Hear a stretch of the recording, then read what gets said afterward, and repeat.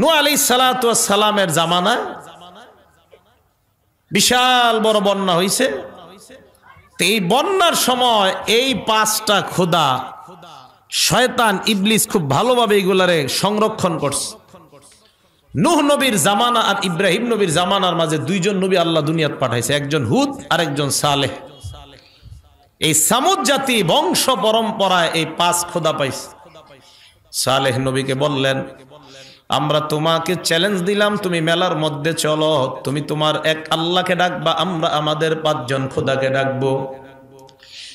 সালেহ নবী চ্যালেঞ্জ গ্রহণ করলেন, মেলার মধ্যে গেলেন। যাওয়ার পর সামুদ জাতিকে বললেন, তোমরা তোমাদের 5 জন খোদাকে আগে ডাক দাও। তারা 5 জন খোদা ডাক দেয়, ও ওয়াদ্দুন সুয়াউন ইয়াগুস ইয়াউক ওয়া নাসরুন, তাদেরকে ডাক দেয়। 5 খোদা তাদের ডাকে সাড়া দেয় না। এবার সামুদ জাতি বলল, সালেহ পয়গম্বর, তুমি তোমার এক আল্লাহর কাছে তুমি বলো, আল্লাহ যদি তোমার চাহিদা পূরণ করে দেয়, আমরা সবাই দলে দলে তোমার দলে প্রবেশ করার ওয়াদা করলাম। সালেহ নবী হাত তুললেন আল্লাহর কাছে দোয়া করার জন্য। যেই মাত্র দোয়া করবে আল্লাহ, সামুদ জাতি আইসা কয়ে, সালেহ পয়গম্বর, তুমি দোয়া করলে হবে না, আমাদের চাহিদা আল্লাহর কাছে বলো। আল্লাহ যদি আমাদের চাহিদা পূরণ করতে পারে, তাহলে আমরা বুঝবো আল্লাহ একজন আছে। সালেহ নবী বললেন, বলো তোমরা কি বলতে চাও? সামুদ জাতি কয়, আল্লাহকে বলো, আইয়ুরিয়ানা নাকাতান মিন হাযাল জাবালিল্লাযী উদিআত মিনাস সখরা, এই যে একটা পাহাড় দেখা যায়, যেই পাহাড়টা পাথর দিয়ে তৈরি করা, আল্লাহকে বলো এই পাহাড়ের ভিতর থেকে জ্যান্ত মহিলা একটা উটনি আমাদেরকে বের করার জন্য বলো। এবার আপনারা বলেন, পাহাড়ের ভিতরে কি উট থাকে? আপনারা না যেভাবে বলছেন মনে হয় এই এলাকায় থাকে। আরে পাহাড়ের ভিতরে কি উট থাকে? তো এটা আগের জোরে বলতে পারলেন না? আস্তে বলার অর্থ তো এরকম হয় যে হয়তো আমার তো জানা নাই, গাজীপুর থাকতে পারে, যে থাকে বলেন, সমস্যা নাই। পাহাড়ের ভিতর বলতে আবার পাহাড়ের আশেপাশে না, অর্থাৎ যে পাহাড়টা তৈরি এটার ভিতরে। তো সালেহ নবী আল্লাহর কাছে দোয়া করবে, আল্লাহ আপনি এই পাথরের পাহাড়ের ভিতর থেকে একটা উটনি বের করে দেন। যেই মাত্র দোয়া করবে, সামুদ সম্প্রদায় ঈশা কয়, না না, এই দোয়া করলে হবে না। কয় কেন? কয় যদি আগে থেকে থাকে ভিতরে। আল কামিল ফি তারিখের মধ্যে আল্লামা ইবনুল আসির রাহমাতুল্লাহি আলাইহি লম্বা আলোচনা আনছেন। তো বলো, কি বলবো তোমরা বলো। এবার তারা বলল, আল্লাহকে বলো, আইয়ুরিয়ানা নাকাতান, আল্লাহ যেন একটা উটনি দেখায় এই পাহাড়ের যেই কোনো একটা পাথর থেকে। প্রথম বলল পাহাড়ের ভিতর থেকে, এরপর বলল যেই কোনো একটা পাথর। সালেহ নবী হাত তুললেন, আল্লাহ যেই মাত্র দোয়া করবে, সামুদ জাতি কয়, না না, এই দোয়া করলে হবে না, যদি যেই কোনো পাথরের ভিতর উটনি থাকে। তো যেই মাত্র এই কথা বলছে, কয় পাথরের ভিতর যদি উটনি থাকে। কি জ্ঞান বুদ্ধি নিয়ে চলে, পাথরের ভিতর বলে উটনি থাকে। তো সালেহ নবী বলেন, বলো তোমরা কি বলবো। এবার তারা তাকায় দেখে আলাদা একটা পাথর দেখা যায় এক জায়গায় পড়ে আছে। ডাক দিয়া বলে, সালেহ পয়গম্বর, আল্লাহকে বলো, আইয়ুরিয়ানা নাকাতান মিন হাদিহিস সখরাতিল মুনফারিদা, এই যে পৃথক একটা পাথর দেখা যায়, এই পাথরের ভিতর থেকে জ্যান্ত মহিলা একটা উটনি যেন বের করে দেখা দেয়। সালেহ নবী হাত তুলে বললেন, আল্লাহুম্মা আরিনা নাকাতান মিন হাদিহিস সখরাতিল মুনফারিদা, আল্লাহ তুমি আমাদেরকে এই যে পৃথক একটা পাথর দেখা যায়, এই পাথর থেকে জ্যান্ত মহিলা একটা উটনি তুমি বের করে দেখা দাও। যেই মাত্র সালেহ নবী দোয়া করতে লাগলেন, তারা পাথরের দিকে তাকায়। পাথরের দিকে তাকায় দেখে তাতামাখাজু কামা তাতামাখাজুল হামেলা, গর্ভবতী নারীর পেটে বাচ্চা আসলে পেটটা যেমন বড় হয়ে যায়, তাকায় দেখে পাথরের পেট আল্লাহ কুদরতি ভাবে বড় বানায় দেয়। সব ক্ষমতার মালিক কে? অবাক হয়ে মানুষগুলা তাকায় আছে। সালেহ নবী বললেন, অপেক্ষা করো। এবার তারা তাকায় দেখে শাক্কাতিস সখরা, পাথর ফেটে যায়। পাথরের ভিতর থেকে জ্যান্ত মহিলা একটা উটনি হাঁটতে হাঁটতে সামুদ জাতির সামনে উপস্থিত হয়ে যায়। সালেহ নবী বললেন হেদায়েত গ্রহণ করে নাও। তারা কয় এখন না, আরো বাকি আছে। কয় কি বাকি? কয় আল্লাহরে বলো এই যে মহিলা উটনি এটার ভিতর থেকে আমাদেরকে দুধ পান করাইতে বলো আল্লাহকে। সালেহ নবী বললেন বাচ্চা ছাড়া কিভাবে দুধ পান করাবে? কয় যে আল্লাহ পাথর থেকে উটনি বের করে দেখাইলেন ওই আল্লাহ বাচ্চা ছাড়া দুধ পান করায় দেখাইতে পারেন। সালেহ নবী দোয়া করলেন আল্লাহ মেহেরবানি করে সামুদ জাতিকে আপনি এই প্রাণীর দুধ পান করায়া দেন। আল্লাহ বললেন সালেহ পয়গম্বর তাদেরকে বলেন তাদের ঘরের মধ্যে যত কলস ড্রাম বালতি আছে সব নিয়ে আসার জন্য বলেন। সামুদ জাতি কয় এটা আবার কেন? সালেহ নবী বললেন আল্লাহর হুকুম, তোমরা নিয়ে আসো। সবাই তাদের যত পাত্র আছে কলস ড্রাম যা কিছু আছে সব নিয়ে উপস্থিত হয়ে যায়।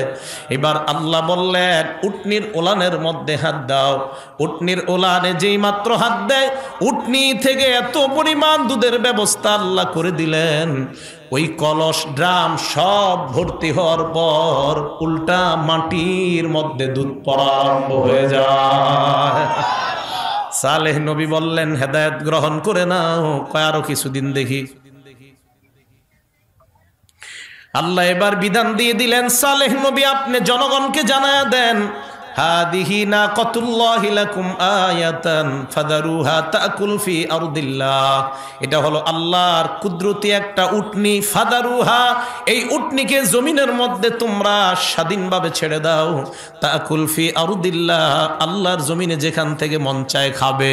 আরেকটা বিধান আল্লাহ দিয়ে দিলেন ওয়ালা তামাসসুহা বিসুইন, সাবধান এটার শরীরে কেউ যেন খারাপভাবে কখনো স্পর্শ না করে, কেউ যেন আঘাত না করে, কেউ যেন পিটা না দেয়। আল্লাহ বলেন ফায়াখুযাকুম আযাবুন করিব, যদি এটার শরীরে আঘাত করো তাহলে তোমাদের উপর অতি নিকটের একটা আযাব সবার উপরে আসবে। ভালো করে বুঝেন, অপরাধ করবা দুই একজন গজব হবে পুরা এলাকার উপর। এই জন্য আল্লাহর নবী বলেন একটা দল আসে ইয়াগজু যেই সুনীল কাবা, কিয়ামতের আগে একটা দল কাবা শরীফের উপর হামলা চালানোর জন্য যাবে। এদের মধ্যে এমন লোক থাকবে যারা ব্যবসার জন্য মদিনায় যাবে, মক্কায় যাবে। আরেক দল থাকবে হজ করার জন্য যাবে। এদের মধ্যে আরেক দল যারা কাবার উপর হামলা করার জন্য যাবে। আল্লাহর নবী বলেন যেই মাত্র তারা কাবার কাছাকাছি যাবে আল্লাহ সকলকে ধ্বংস করে দিবেন। আম্মা জানা আয়েশা সিদ্দিকা বলেন ইয়া রাসূলুল্লাহ ওয়া ফীহিম মান লাইসা মিনহুম, এদের মধ্যে তো এমন মানুষ আছে যারা মূলত কাবা ধ্বংস করার জন্য আসে নাই। আল্লাহর নবী জবাব দেয় ইউবাসুনা আলা নিয়াতিহিম, এরা যদিও কাবা ধ্বংস করার জন্য আসে নাই এদের মনের নিয়তের খবর আল্লাহ জানে। যারা মূলত অপরাধের মধ্যে লিপ্ত না, কিয়ামতের ময়দানে সকলকে আল্লাহ উঠাইবেন নিয়ত অনুযায়ী আলাদা আলাদা করে। ভালো নিয়ত ওয়ালাদেরকে আল্লাহ জান্নাতের মেহমান বানায় দিবেন। অপরাধ একজন করলে গজব আসে পুরা এলাকায়। মসজিদ মাদ্রাসার উপর যদি অপরাধ করেন দুই চারজন গজব পুরা এলাকায় আসবে। কথা কি বুঝে আসছে? মসজিদ কার ঘর? মাদ্রাসা নবীর ঘর। এই মসজিদ মাদ্রাসায় যদি উল্টা পাল্টা কেউ তাকায় এটিও আল্লাহর কুদরত, আল্লাহর নিদর্শন। এই দিকেও যদি কেউ উল্টা পাল্টা দৃষ্টি দেয় তা আল্লাহ পাক রব্বুল আলামিনের জিহাদি মুজাহিদ বান্দা আছে দুনিয়ায় মুসলমানরা তখন বসে থাকবে না। নিজের শরীরের শেষ বিন্দু রক্ত দিয়ে বাতিলদের সাথে সার্বক্ষণিক ওলামায়ে কেরামের সাথে এক হয়ে জিহাদে লিপ্ত হতে মুসলমান রাজি আছে, কোনো সন্দেহ নাই। সালেহ আলাইহিস সালাতু ওয়াস সালাম তাদেরকে জানায় দিলেন কেউ কিন্তু খারাপভাবে এটারে ধরবা না। এই কথা বলার পর সালেহ আলাইহিস সালাতু ওয়াস সালাম বলে দিলেন এলাকায় দুইজন খারাপ মহিলা ছিল। এই দুই খারাপ মহিলার কাছে প্রতিদিন দুইজন খারাপ মানুষ অপকর্ম করার জন্য যাইত। ওই দুই মহিলার কাছে গেছে, যাওয়ার পর মহিলা দুইজন কয় আজকে আমাদের সাথে অপকর্ম করতে পারবা না। কয় কেন? আগে এক কাজ করতে হবে, সালেহ নবীর আল্লাহ যে উটনি দিছে এই উটনিটাকে হত্যা করবা। বলেন নাউজুবিল্লাহ। বলেন তো হত্যা একজনে করলে গজব আসবে পুরা সবার উপর। এই দুইজন হলো একটু খারাপ প্রকৃতির। তারা বের হলো, বের হওয়ার পর চিন্তা করলো, হায় হায়, এখন যদি এইটারে হত্যা না করি তাহলে তার অপকর্ম করতে পারবো না। তারা এবার ভাড়াটে ডাকাত তালাশ করতে লাগলো। আল্লাহ এই কথাটা কোরআনে বলছেন, ওয়াকানা ফিল মাদিনাতি তিসআতু রাহতি ইউফসিদুনা ফিল আরদি ওয়ালা ইউসলিহুন। এলাকায় 9 জনের একটা ডাকাত দল ছিল। এই 9 জনের ডাকাতের সন্ধান তারা পেয়ে যায়। এদেরকে তারা তালাশ করে তাদের কাছে গিয়ে বলে, ও ডাকাত ভাই, টাকার বিনিময়ে একটা মার্ডার করতে পারবা কিনা? ডাকাতরা জবাব দেয়, আমরা টাকা পাইলে সব করতে রাজি, বলো কি করতে হবে? তারা বলল, আল্লাহর যে কুদরত, সালেহ নবীকে যেই উটনি আল্লাহ দান করলেন, এই উটনিটা রাতের বেলা হত্যা করবা। বলেন নাউজুবিল্লাহ। 9 জন ডাকাত জবাব দেয়, টাকার বিনিময়ে মানুষ হত্যা করি, আর একটা প্রাণী হত্যা করা কোনো ব্যাপার না। ভালো করে মনে রাখবেন, হত্যা করা ইসলাম ধর্মে কোনোভাবে সমর্থন করে না, অন্যায়ভাবে হত্যা করাকে। আব্দুল্লাহ ইবনে ওমরের বর্ণনা, আল্লাহর নবী বলেন, মান কতালা মুআহিদান লাম ইয়ারাহ রাইহাতাল জান্নাহ ওয়া ইন্না রিহাহা তুজাদু মিন মাসিরাতি 40 আমা। আল্লাহর নবী বলেন, কোন মুসলমান যদি অন্যায়ভাবে কোন মুসলমানকে হত্যা করে, এই মুসলমানটা জান্নাতের ঘ্রাণও পাবে না। অথচ জান্নাতের ঘ্রাণ 40 বছরের দূরে থেকে জান্নাতীর নাকের মধ্যে আল্লাহ পৌঁছায়া দেয়। হত্যা করা যাবে না, এটা অন্যায়, এবং হত্যাকাণ্ডকে সমর্থনও করা যাবে না, এটা অন্যায়। কেন সমর্থন করা যাবে না? যে যাকে হত্যা করবে, বুখারী শরীফের বর্ণনা, আল্লাহ রাসূল সাল্লাল্লাহু আলাইহি সাল্লাম বলেন, আকবরুল কাবাইর, সবচেয়ে বড় কবিরা গুনাহ 4টা। 1 নাম্বার আল ইশরাকু বিল্লাহ, আল্লাহর সাথে শিরিক করা। 2 নাম্বার কাতলু নাসামা, অন্যায়ভাবে কাউকে হত্যা করা। 3 নাম্বার উকুকুল ওয়ালিদাইন, পিতামাতার নাফরমানি করা। 4 নাম্বার কাউলু যুর কানা মুত্তাকিআন সুম্মা ক্বালা ওয়া শাহাদাতু যুর। 4 নাম্বার মিথ্যা কথা বলা। নবী এইভাবে ছিলেন, হেলান দেওয়া, উইঠা বললেন, মিথ্যা সাক্ষী দেওয়া, এটাও বড় অপরাধ। তাহলে এই হত্যাকাণ্ড, এগুলো ইসলাম সমর্থন করে না। তো এরা 9 জন ডাকাত কয়, কি ব্যাপার না, টাকার বিনিময়ে মানুষ মারি আর একটা প্রাণী মারবো, এটা কোনো ব্যাপার না। রাতের বেলা গেছে। এই 9 ডাকাতের মধ্যে একজনের নাম কুদার। বলেন কি নাম? কুদার, কফ দাল আলিফ র, কুদার। তাফসিরে জালালাইনে তার নাম আসছে, নাম কি? কুদার। 9 জন ডাকাত যায়। যাওয়ার পর কুদার নামক ডাকাত সর্বপ্রথম উটনির উপর হামলা চালায়। ডাকাতরা উটনিটাকে রাতের বেলা হত্যা করার পর সকালবেলা এলাকার মধ্যে খবর ছড়ায় যায়, আল্লাহর কুদরতটা কারা জানি হত্যা করছে। সবার মধ্যে আতঙ্ক। এখন আযাব যদি এলাকায় আসে, সবার উপর আসবে।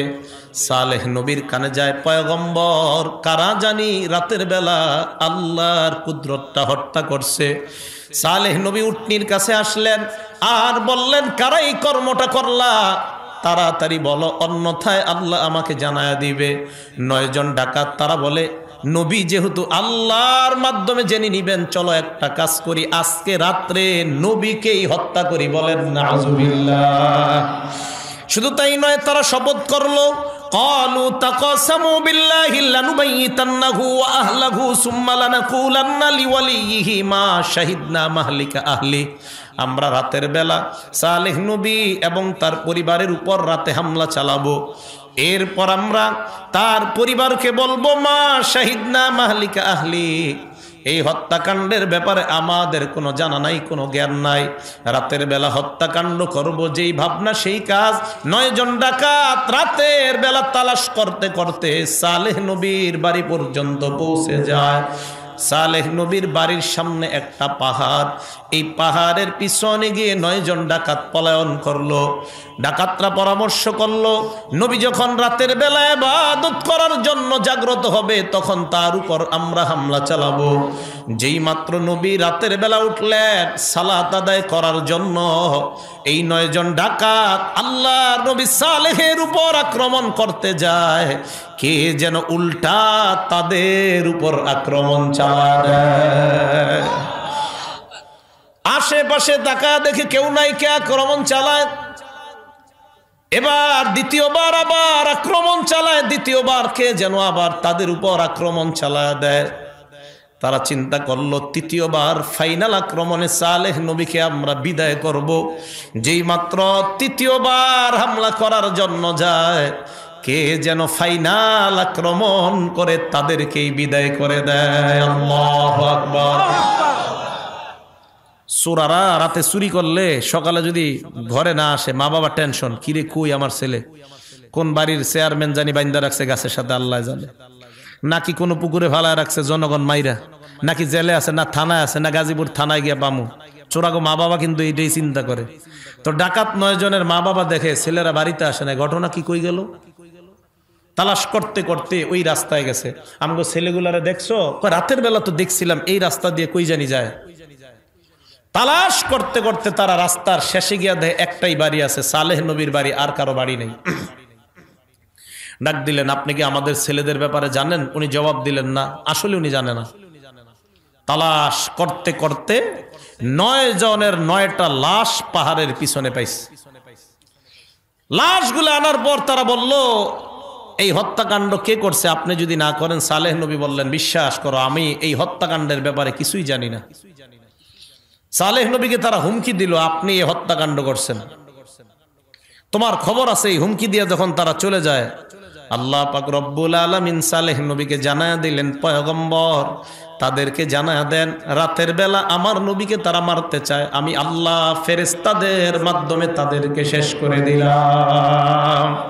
এই জন্য মুসলমান আলেম উলামা এদের যে শক্তিটা, এটা হলো নিয়ামতি শক্তি, আর অন্যদের যে শক্তি এটা হলো বিভিন্ন কৌশলগত শক্তি। ভালো করে মনে রাখবেন, ওলামাদের শক্তি, ওলামাদের পাওয়ার, এটা হলো নিয়ামতি পাওয়ার। অন্যদের পাওয়ার এটা হলো কৌশলগত পাওয়ার। কৌশলগত পাওয়ারের মেয়াদ থাকে 10 বছর, 12 বছর, 15 বছর, 100 বছর, এরপর এটার মেয়াদ আর থাকে না। নিয়ামতগত যেই পাওয়ার, এই পাওয়ার এমন একটা পাওয়ার, এটার সম্পর্ক সরাসরি আল্লাহর আরশের সাথে। এই পাওয়ারের কারণে আল্লাহর কসম, যেই দেশের মধ্যে নিয়ামতি শক্তির পাওয়ার বেশি আছে, খোদার কসম, যারা ওই দেশের উপর লুলুপ দৃষ্টি দেয়, ওই দেশের উপর লুলুপ দৃষ্টি দিয়ে তারা কখনো সফল হতে পারবে না।